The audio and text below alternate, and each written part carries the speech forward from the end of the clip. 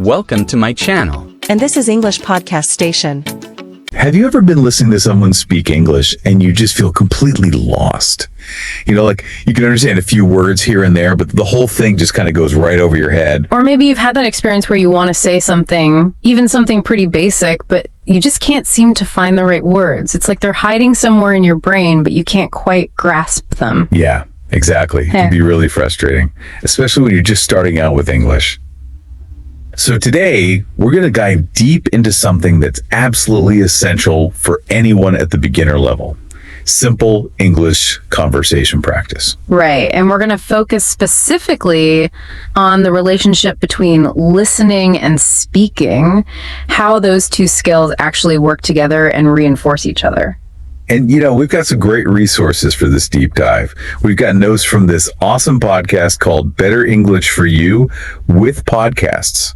And we're going to be looking specifically in episode 18. Yeah, episode 18 is all about listening and speaking for beginners, which is perfect for our topic today. And we've also got a bunch of beginner-friendly conversation guides and stuff that we've collected over time. Absolutely. The goal here is to really pull out the most practical advice, the stuff that you can actually use right away to start feeling more comfortable and confident, you know? Exactly.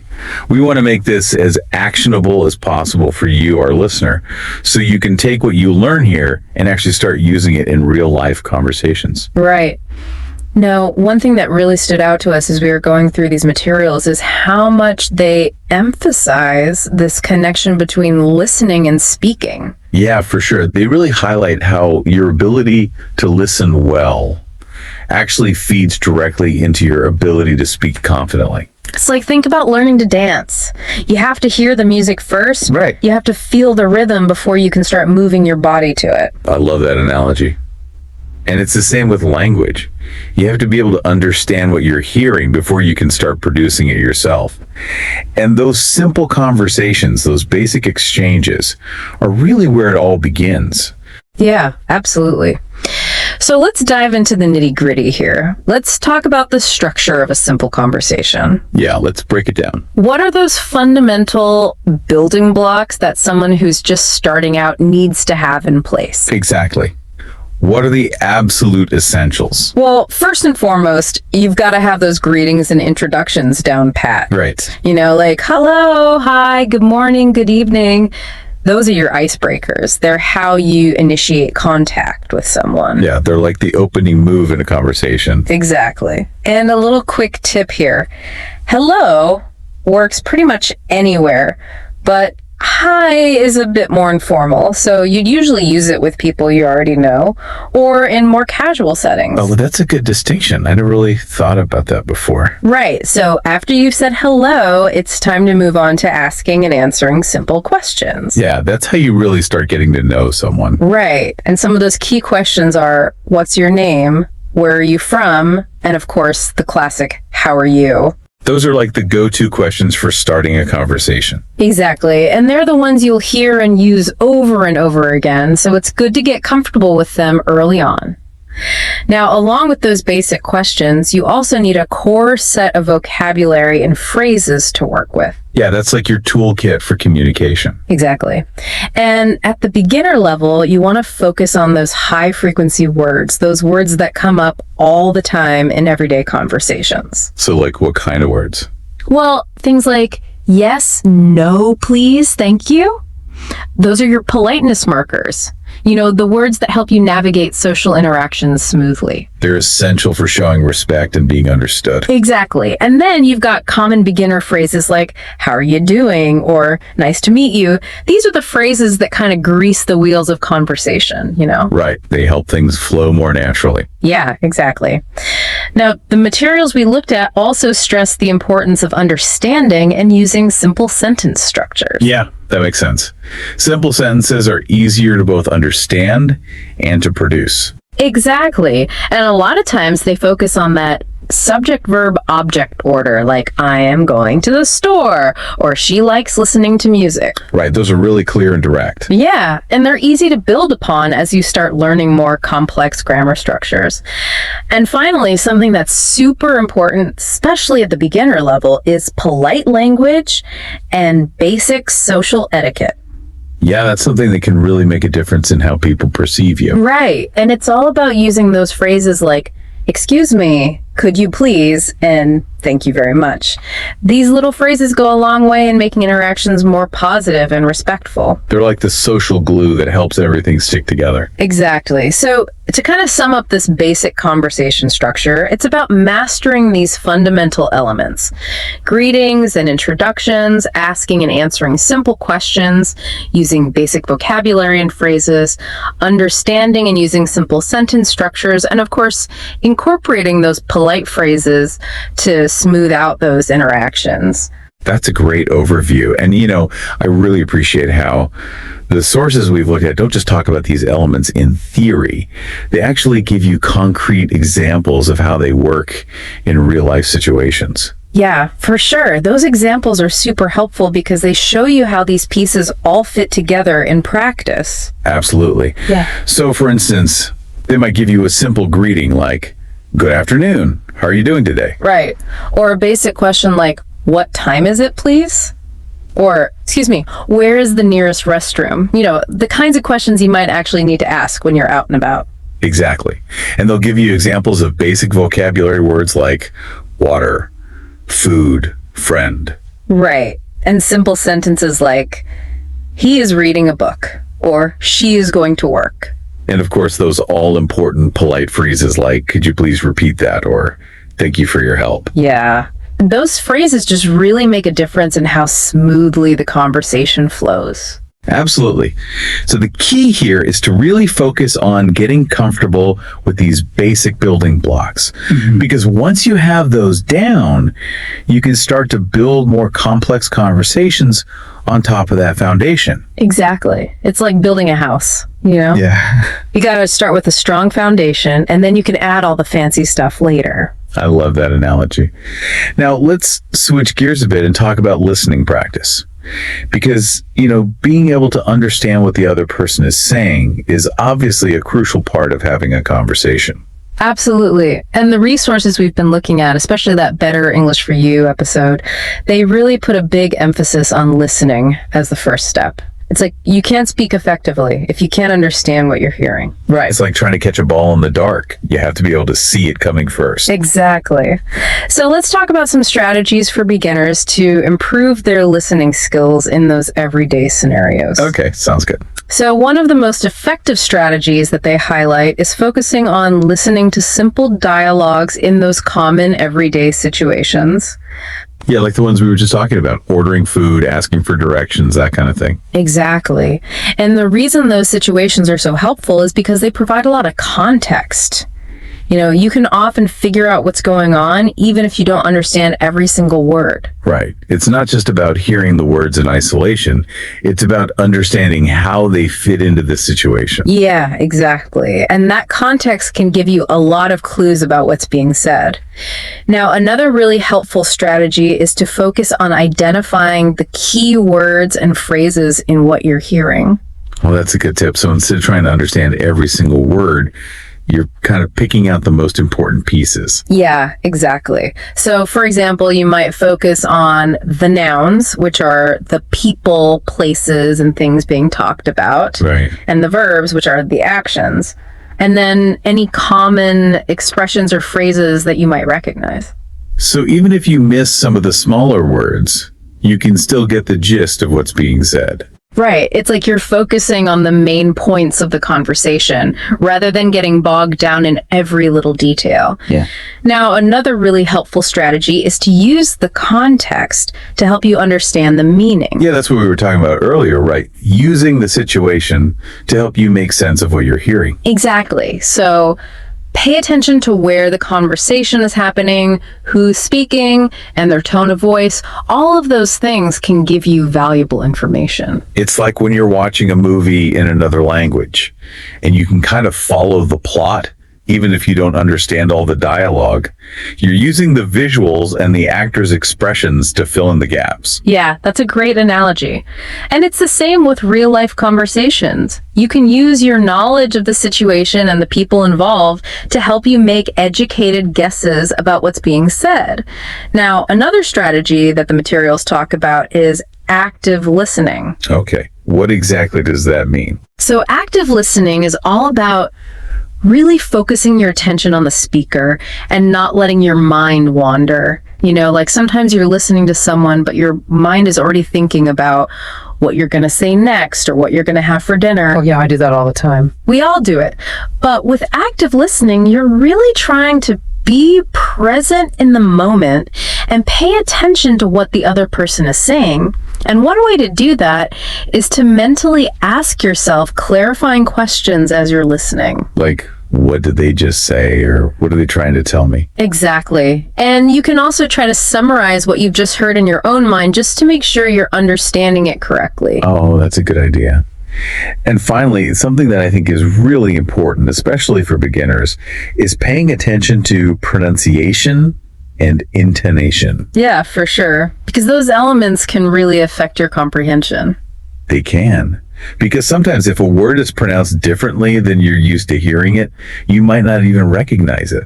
Exactly. And intonation, which is the way your voice rises and falls when you speak, can also convey a lot of meaning. Yeah, it can tell you whether someone is asking a question, making a statement, or expressing emotion. Right. And it's something that beginners often overlook, but it's really important to start paying attention to those nuances of pronunciation and intonation early on. Okay, so we've talked about a lot of different listening strategies. Yeah. But I think it would be helpful to give our listeners some concrete examples of what they might actually hear in those everyday scenarios. Yeah, good idea. So let's imagine you're at a store and you want to buy a shirt. You might hear the shop assistant say something like, "How much does this cost?" Or, "Excuse me, do you have this in another color?" Right. Or if you're at a cafe ordering food, you might hear, "I'd like a coffee, please," or "Can I also get a small sandwich?" Exactly. And if you're asking for directions, someone might say, "Excuse me, could you tell me how to get to the train station?" Or, "It's straight ahead, then turn right at the traffic light." Those are really helpful examples, and I think it's a good idea for beginners to familiarize themselves with those common phrases. Yeah, absolutely. Because the more you hear them, the easier it will be to recognize them in real life conversations. Exactly. So, to kind of summarize the key takeaways for listening practice, it's all about immersing yourself in simple, everyday English. Right? Focusing on those core words and phrases, using the context to help you understand the meaning, and really paying attention to how native speakers pronounce words and use intonation. Couldn't have said it better myself. Okay. Now let's flip the script and talk about speaking. How can beginners actually start speaking more confidently? Yeah, let's get to the good stuff. All right, so one of the most effective ways to practice speaking that we found in the materials is role playing. Oh, role playing. I remember doing that in language classes. It can be a lot of fun. Yeah, it's a great way to practice those real life conversations in a safe and controlled environment. Right. You can kind of rehearse for those situations you might encounter in the real world. Exactly. And it's a great way to build confidence because you're not under any real pressure to get it perfect. Yeah, you can make mistakes and learn from them without feeling embarrassed. Right. So how can someone who's just starting out use role playing effectively? Yeah, good question. What are some of the key tips? Well, first of all, you can start with those fundamental elements that we talked about earlier, like greetings and introductions. Okay, so you might practice saying, "Hello, my name is," and then responding to someone else's introduction. Exactly. It's a simple exercise, but it's a great way to get comfortable with those initial exchanges. Yeah, it's like breaking the ice in a conversation. Right. And then you can move on to practicing asking and answering those basic questions. Like, where do you live? Yeah. What do you do for work? What are your hobbies? Exactly. And it's important to practice both asking and answering those questions because that's how you'll be using them in real conversations. Right, you need to be able to do both sides of the exchange. Yeah, exactly. And then once you're comfortable with those basic exchanges, you can start to simulate those everyday scenarios that we talked about earlier. Like shopping, ordering food, asking for directions. Exactly. And you can even act out those scenarios by yourself. Just imagine yourself in that situation and think about what you would say and how the other person might respond. Right. It's all about mental rehearsal. Exactly. And then the more you practice, the more comfortable you'll become with those phrases and the more natural they'll sound when you actually have to use them. And I imagine it's also really important to practice using polite language in those role play scenarios. Oh, absolutely. Because politeness is so important in English speaking cultures. It is. And it can really make a difference in how people perceive you. Yeah, for sure. So when you're role playing, make sure you're using those phrases like, excuse me, could you please, and thank you very much. Right. Those phrases are like the social lubricant that makes interactions go more smoothly. Exactly. Now, the materials also gave some specific examples of role-playing exercises that you can try. Oh, that's great. Let's hear them. Okay, so one exercise is to imagine you're meeting someone new at a coffee shop. Okay. So you might practice saying hello, introducing yourself, and asking them about their day. Exactly. Another exercise is to pretend you're being interviewed for a simple job. Okay, so you might practice answering questions about your skills and experience. Right. And you could also act out buying a train ticket or asking for information at a tourist center. Those are all great ideas. And I think the key takeaway here is that role-playing is a really safe and effective way to practice speaking without the fear of making mistakes. Exactly. And the materials really emphasize that making mistakes is a natural part of the learning process. Well, that's how we learn. Right. So don't be afraid to make mistakes when you're role-playing. Just try to learn from them and keep practicing. Now, speaking of practice, let's talk about building vocabulary because, you need to have words to work with in order to speak. Yeah, vocabulary is like the raw material of language. It is. So what do the sources recommend for beginners who are trying to expand their vocabulary for simple conversations?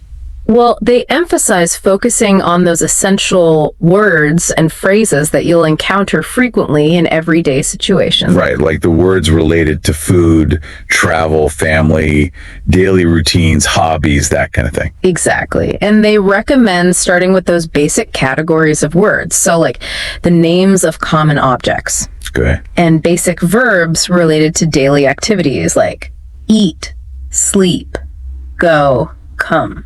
Yeah, those are the verbs that you'll use all the time. Right. And then basic adjectives to describe things like big, small, happy, sad. Right. And then on top of those individual words, they also talk about learning common phrases and expressions. Yeah, those are super important because they make your English sound much more natural and less like you're just reciting words from a textbook. Exactly. So like, what kind of phrases are we talking about? Well, things like, how's it going? See you later, no problem. You know, those phrases that native speakers use all the time. Right. And the more you learn those phrases, the more fluent and confident you'll sound. Exactly. Now, the materials also gave some really practical advice on how to actually learn and remember new vocabulary. Okay, let's hear it. So one of the most popular methods is flashcards. Oh yeah, flashcards are classic. They are. And there's still a really effective way to learn new words. You can make your own flashcards, or you can use a flashcard app like Anki or Quizlet. Right. Those apps are really convenient because they can track your progress and help you review the words you're struggling with. Yeah, exactly. And they often use spaced repetition, which is a technique that helps you remember information better by reviewing it at increasing intervals. That's cool. Yeah, it's really effective. Now, another helpful strategy is to practice sentence building. So once you learn a new word, try to create a simple sentence using that word in a context that's relevant to you. That's a great way to make sure you're actually understanding the word and how to use it. Exactly. And then, of course, you can also try to incorporate those new words and phrases into your role-playing practice. Yeah, that's a great way to put them to use in a more interactive setting. Exactly. Now, the sources also gave some specific practical tips for vocabulary building. Okay, let's hear them. So one tip is to create your own lists of words related to topics that interest you. Oh, that's a good idea. So if you're interested in travel, You might create a list of words related to airports, hotels, transportation, that kind of thing. Exactly. And then another tip is to practice saying new phrases aloud every day. Right, because the more you say them, the more they'll become second nature. Exactly. And then they also recommend dedicating just a few minutes each day to using flashcards or a vocabulary app. Yeah, even a little bit of practice every day can make a big difference over time. It really can. And then finally, they recommend trying to write simple sentences using your new words. That's a good way to test your understanding and to see how the words fit into different grammatical structures. Exactly. So to sum up the key takeaway for vocabulary building, it's all about being consistent and finding ways to actively use those new words and phrases in different contexts. Right. The more you use them, the better you'll remember them. Absolutely. Now let's move on to another crucial aspect of speaking.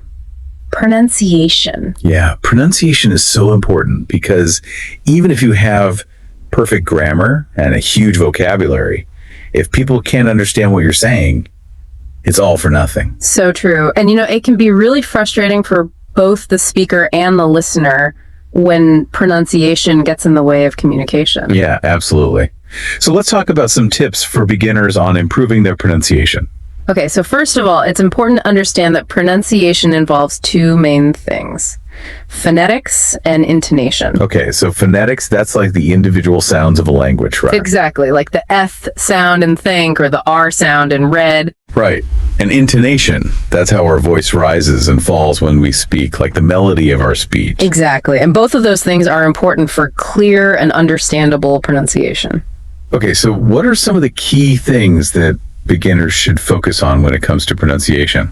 One of the most important things is to focus on mastering the basic sounds of English, especially those sounds that might be different from the sounds in your native language.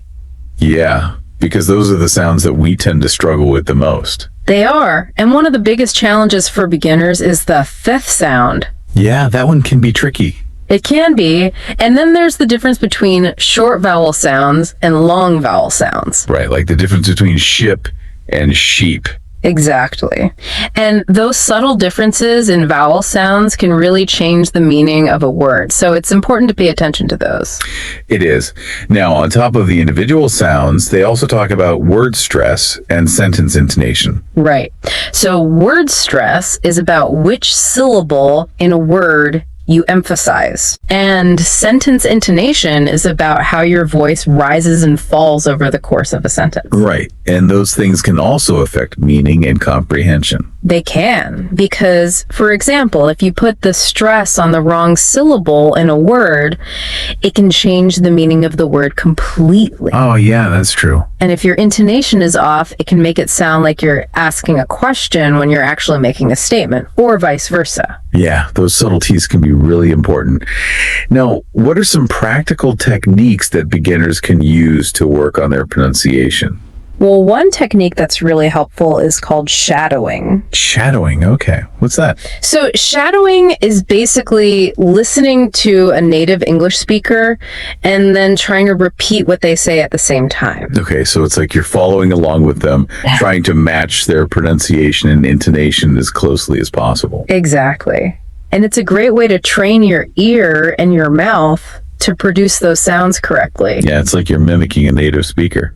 Exactly. And you can shadow along with anything, really, like a podcast, a video, an audio book. Well, that's a good idea. I'm going to try that. Yeah, it's really effective. Now, another helpful technique is to record yourself speaking and then listen back to it. Okay, that can be a little painful sometimes, but it's definitely helpful. It can be, but it's a really good way to identify areas where your pronunciation differs from a native speaker's. Yeah, it gives you that objective feedback that you need. Exactly. And then once you've identified those areas, you can focus on practicing them specifically. Right, like maybe you notice that you're always mispronouncing a certain vowel sound. Yeah, or maybe you're not putting the stress on the right syllable in a word. Right, and then you can find exercises or resources that specifically target those areas. Exactly. Now, another tip the materials emphasize is to consciously try to speak more slowly and clearly, especially when you're first starting out. Yeah, that makes sense because when we're nervous or trying to speak too quickly, our pronunciation tends to suffer. Exactly. So it's better to slow down and focus on getting each sound right, even if it feels a little unnatural at first. Right. It's more important to be clear than to be fast. Exactly. And then as you become more comfortable and confident, you can gradually increase your speed. Okay, so we've talked about some general pronunciation tips, but do the sources give any specific exercises that beginners can try? Yeah, they do.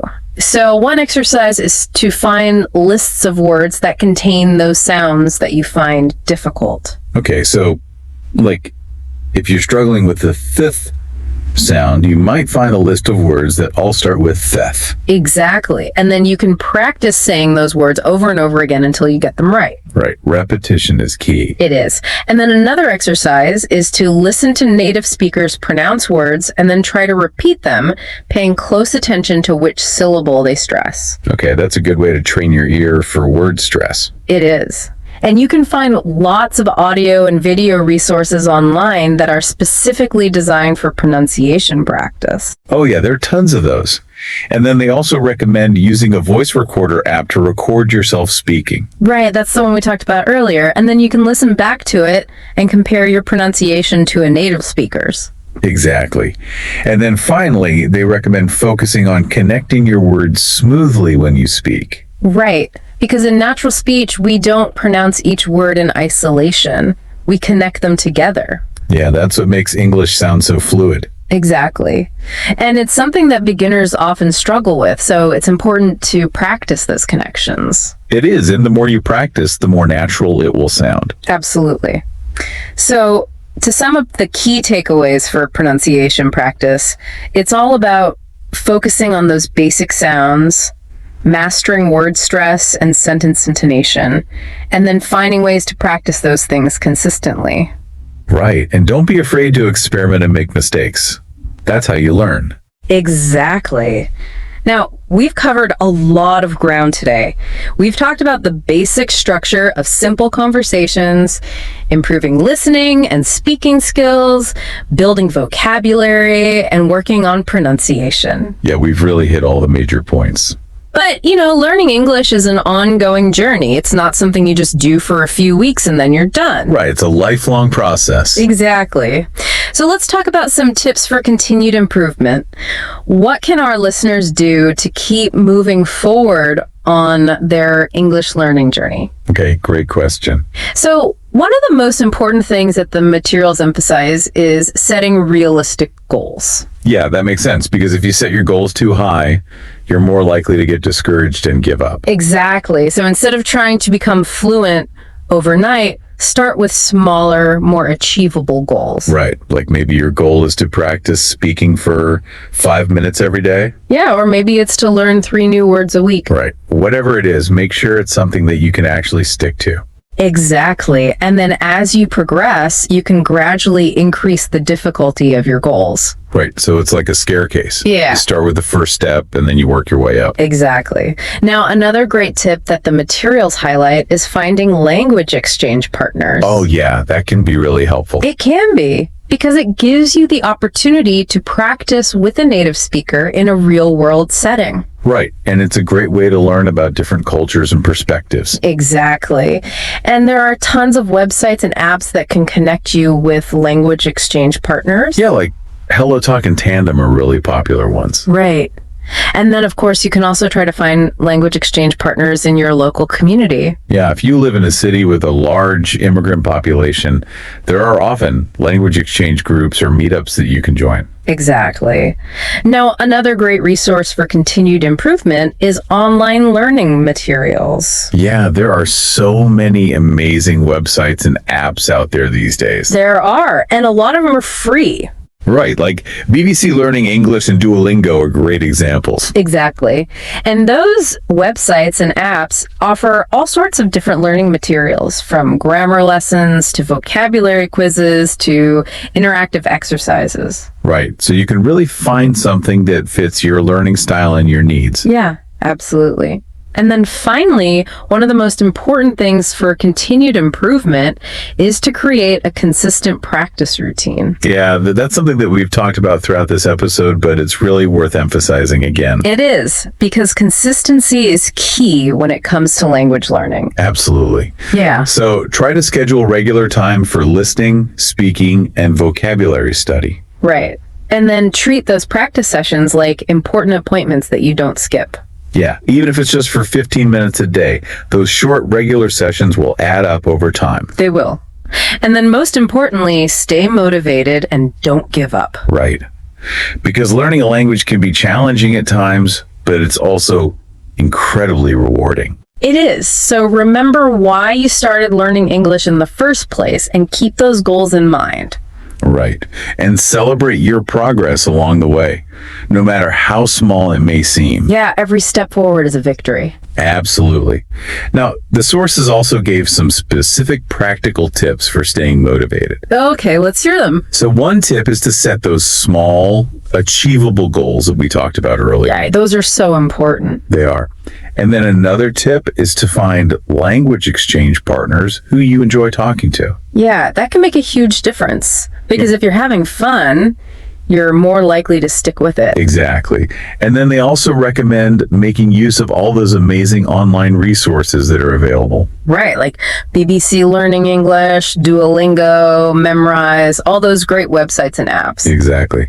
And then finally, they recommend treating your practice sessions like important appointments. Right, put them in your calendar and stick to them as much as possible. Yeah, make them a non-negotiable part of your day. Exactly. So to wrap up this section on continued improvement, it's all about setting realistic goals, finding ways to stay motivated, and making practice a regular part of your routine. Right. And remember, even small, consistent efforts will lead to big results over time. Absolutely. So to recap our deep dive into simple English conversation practice for beginners, we've covered a lot of ground. Yeah, we have. We've talked about the basic building blocks of conversation, the importance of listening, the power of role-playing, effective strategies for building vocabulary, and practical tips for improving pronunciation. Right. And we've also talked about the importance of setting realistic goals, staying motivated, and making practice a regular part of your routine. Exactly. And the key takeaway from all of this is that mastering simple conversations is truly the foundation for building fluency and confidence in English. Yeah, it's the starting point for everything else. It is.